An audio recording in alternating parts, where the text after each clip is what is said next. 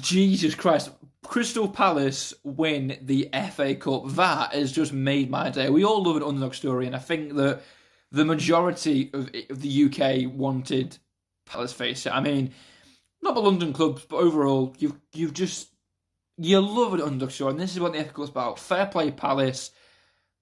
Yeah, absolute scene. What I will say is Palace were not, I mean, they weren't amazing today, but at the end of the day, they took their chances. The first 15 minutes was all City, and all they needed was one counter-attack, a quick break, and then Eze converted a brilliant goal. I mean, speaking of Eze, this man deserves a lot of appreciation.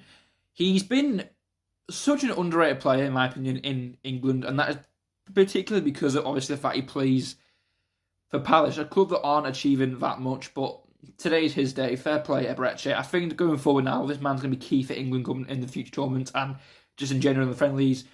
Will he move in the summer? Potentially, but I think having European football next season at Selhurst Park might convince him to hang around a few more years, so we'll see what happens. What I will say is, this man has just put in the performance of his career. He was an absolute brick wall for them today. You weren't getting past him. City tried and tried, but they weren't getting through. Dean Henderson, for me, has just proven that he potentially is going to be England number one very soon. Pickford's getting, and that he's getting a bit past now Pickford. I think that Henderson's the future number one. So what does this mean? This means that Crystal Palace are in Europe next season. Absolutely crazy. I mentioned that, but unreal. I think, is it Europa League they get? Yeah, Europa League they'll get, or the Conference League. It's one of them. Whatever it is, though, that's huge for them. The first time they've ever got it. It's their first domestic trophy. I mean, I'm watching it on the TV. The scenes for their fans, unreal. Fair play, Crystal Palace. But, yeah, I mean, and for Man City, a trophyless season. I mean, I know they won the Community Shield, but are we counting that?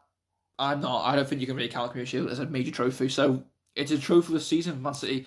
No Carabao Cup, no FA Cup, no Premier League, no Champions League. That is a massive failure for them. I mean, just seeing it, Pep is furious. Pep has refused to shake any Palace player hand. I mean, I get that this man is a winner. You know, any good manager, you hate losing, but there's just that's just being a prick. I mean, excuse language, but that's been a prick. No need for that from Pep.